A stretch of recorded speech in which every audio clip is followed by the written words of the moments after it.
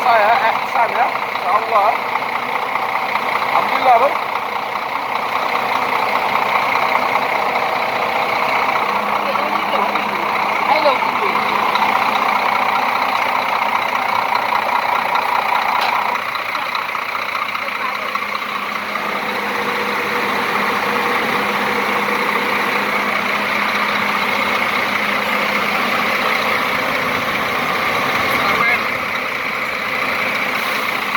Terima kasih. Like, subscribe, dan share guys. Assalamualaikum.